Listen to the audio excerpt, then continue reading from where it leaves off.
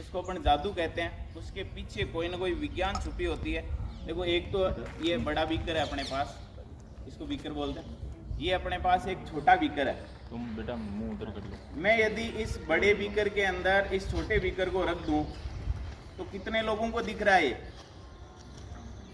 दिख रहा है क्या? सबको दिख रहा है? दिख रहा है, आराम से दिख रहा है। अब इसको गायब करते हैं अपन।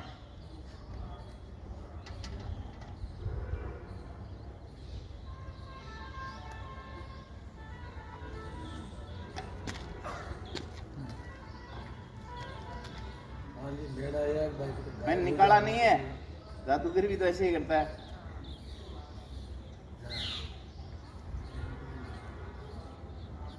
ये लो, गायब हो गया।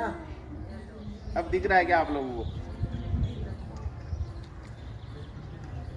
यदि किसी को लग रहा है कि पास आने से दिख जाएगा तो पास आके भी देख सकता है। ना दिखेगो, ना दिखेगो।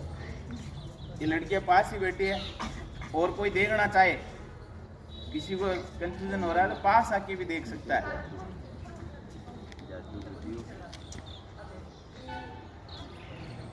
एकदम गायब हो गया है, देख लो। दिख रहा है? चलो आ जाओ, आ किसी जाओ, में आ से जाओ। निकलेगा अभी वापस। कोई बताएगा कि ऐसा क्यों हुआ? 10वीं पढ़ के आ रहे हैं ना, उनके भी ये वो पढ़ चुके हैं ये चीज। तो 11वीं 12वीं वालों को तो पता होनी चाहिए, और 10वीं क्लास वाले जो विद्यार्थी हैं वो ये चीज पढ़ के आ रहे हैं। ऐसा क्यों हुआ? ये तो मेरे पास एक लिक्विड है, लिक्विड का नाम है ग्लिसरॉल, यानी एक अल्कोहल है जो शराब का भी घटक होता है। ये नहीं होता है लेकिन दूसरा होता है। और ये कांच है, आपको पता है। इन दोनों में, यानी इस ग्लिसरॉल में और इस कांच में प्रकाश की चाल बराबर होती है। इसकी चाल, प्रकाश एक समान चाल से चलता है दोनों में। और इस बिंदु का नाम है अपवर्तनांक। पढ़ा था क्या 10वीं क्लास में? पढ़ा था। दो माध्यमों में प्रकाश की चाल का अनुपात क्या कहलाता है? अपवर्तनांक। और यदि दो माध्यमों में प्रकाश की चाल इक्वल है, बराबर है, इस कारण से ये दिख नहीं रहे, यानी ग्लिसरॉल भी उतना ही गाढ़ा है जितना कांच है। सघनता और विरलता आपने पढ़ी होगी, एक सघन माध्यम एक विरल माध्यम। तो दोनों के अंदर प्रकाश की चाल बराबर होने के कारण ये नहीं दिखेगा। अभी इसके अंदर पानी डाल देंगे अपन तो दिख जाएगा। क्यों?